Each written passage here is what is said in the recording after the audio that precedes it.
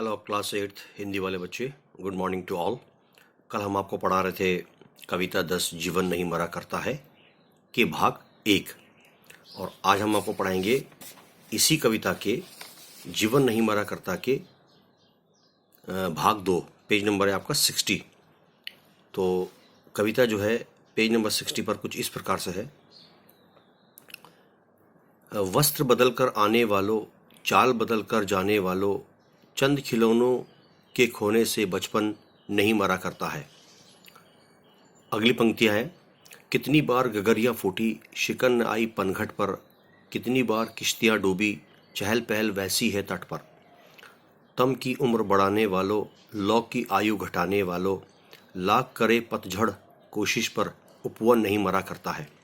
लूट लिया माली ने लूट लिया माली ने उपवन, लुट न लेकिन गंध फूल की, तूफानों तक छेड़ा है पर खिड़की बंद न हुई धूल की। ये नफरत गले लगाने वालों, सब पर धूल उड़ाने वालों, कुछ मुखड़ों की नाराजगी से दर्पण नहीं मरा करता है।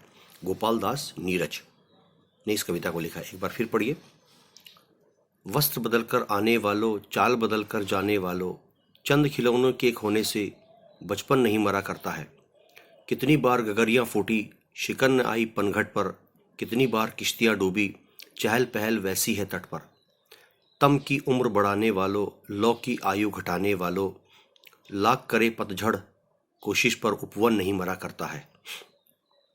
लूट लिया माली ने उपवन, लुट न लेकिन गंध फूल की, तूफानों तक छेड़ा है पर खिड़की बंद न हुई धूल की। नफरत गले लगाने वालों, सब पर धूल उड़ाने वालों, कुछ मुखड़ों की नाराजगी से दर्पण नहीं मरा करता है। गोपाल दास नीरज इस कविता के रचनाकार हैं। अब आ जाओ, इन कविताओं की इन पंक्तियों का अर्थ यहाँ है। इधर देखिए, ये है पेज नंबर 60। यहाँ लिखा है। कवि कहता है इन पंक्तियों में, कवि ये कहता है कि पनघट पर पानी भरते समय स्त्रियां, पुरुषों और बच्चों के हाथों से गगरियां फूट जाती है। कोई दरिया से पानी लेता है, हैंडपम्प से लेता है, नल से लेता है, तालाबों से लेता है। गगरिया माने जो मटके वगैरह होते हैं, घड़े वगैरह। तो पनघट पर पानी भरते समय स्त्रियों, पुरुषों और बच्चों के हाथों से गगरिया, घड़े वगैरह टूट जाती है, फूट जाती है। इससे पनघट, जहाँ पानी भरते हैं ये तालाब या कुएं वगैरह, कभी भी इस बात का शोक, उसे दुख नहीं होता है, बल्कि वो लोगों के आने जाने की चहल पहल पर खुश होता रहता है। कवि का ये तात्पर्य, कवि ये कहना चाहता है कि मनुष्य ने जीवन में क्या खोया इस पर विचार न करते हुए उसके पास जो कुछ है उस चीज का आनंद और उस आनंद का उपभोग करना चाहिए। मनुष्य को सदैव जीवन में आशावादी दृष्टिकोण रखना चाहिए। आगे है कुछ पंक्तियां यहाँ पर। कवि ये कहता है इन पंक्तियों में कि पतझड़ का मौसम हर वर्ष आता है। भाई, सर्दी आई है, गर्मी आई है, बारिश आई है, एक के बाद एक मौसम बदलता रहता है। पतझड़ का मौसम हर वर्ष आता है और उपवन, बाग के सारे पेड़ पौधे पत्तों को झाड़ देता है।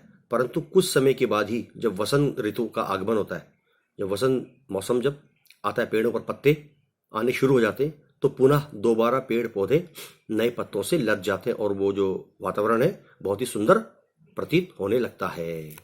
अब आ जाओ, इस कविता के पेज नंबर 60 पर प्रश्न उत्तर है। पहला प्रश्न है, इस कविता के माध्यम से कवि ने क्या कहना चाहा है। कवि ये कहता है कि संसार के दुखों से दुखी होकर रोना व्यर्थ है। इससे जीवन मर नहीं जाता, क्योंकि मनुष्य की आत्मा अजर अमर होती है। अगला प्रश्न है,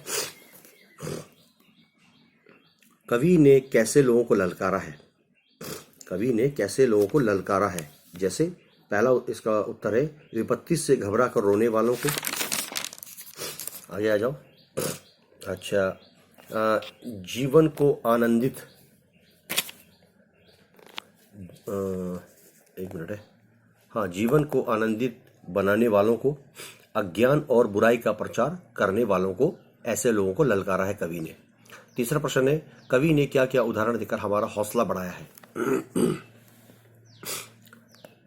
नंबर 1 है, कवि कहता है कि सपनों के मर जाने से जीवन नष्ट नहीं होता है, तुम्हें दुखी नहीं होना है। दूसरा है, दुख में भी सुख की अनुभूति करनी चाहिए। तीसरा है, अंधेरा खत्म होगा और सुबह का उजाला भी अवश्य होगा।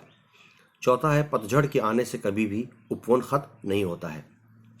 चौथा प्रश्न है, जीवन नहीं मरा करता है, कविता के आधार पर सपने को परिभाषित कीजिए। कवि ने जो सपना बताया उसको आपने एक्सप्लेन करना, उसका अर्थ बताना है। सपना आंखों की सेज पर सोया हुआ आंख का पानी है, उसका टूटना स्वाभाविक है, क्योंकि जवानी की जो नींद होती है वो एक कच्ची नींद की तरह होती है। ये जवानी की कच्ची नींद खुलने के समान है। अब आ जाओ पांचवा सवाल, किन परिस्थितियों में समस्या के समाधान मिल जाने की बात कही गई है? इसका उत्तर है, जीवन रूपी माला।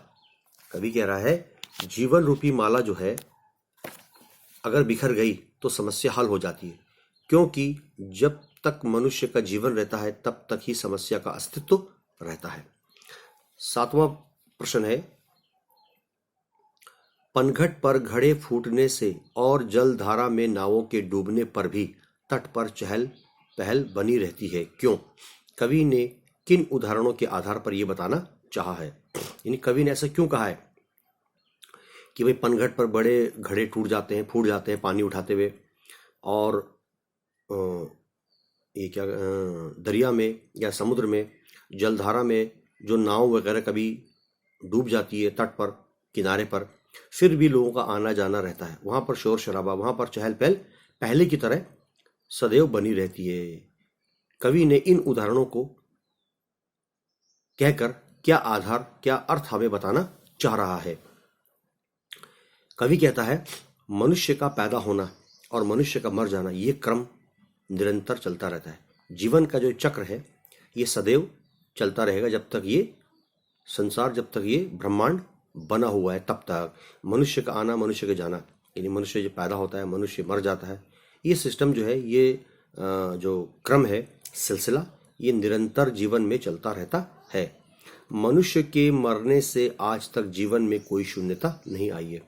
अगर कहीं कोई मनुष्य मर जाता है तो उसके साथ कोई दूसरा इंसान नहीं मरता है, थोड़ी बहुत कमी आ जाती है, फिर जीवन में जो चक्र है वो चलता रहता है। संसार का ये क्रम सदैव चलता रहता है। इसके बाद कवि ने ये बताया है कि जीवन का जो चक्र है चलता रहता है, ये किसी के रुक जाने से, किसी के मर जाने से ये चक्र जो है वो रुकता नहीं है। ठीक है, आगे देखिए। प्रश्न 8वां है, फूल की गंध की विशेषता क्या है? कवि ने इस कविता में फूल की गंध को क्या अर्थ लिया है? इसकी खासियत, इसके गुण के बारे में कवि ने क्या बताया है? तो 8वां प्रश्न का उत्तर है, कवि ने फूल की गंध के बारे में बताया।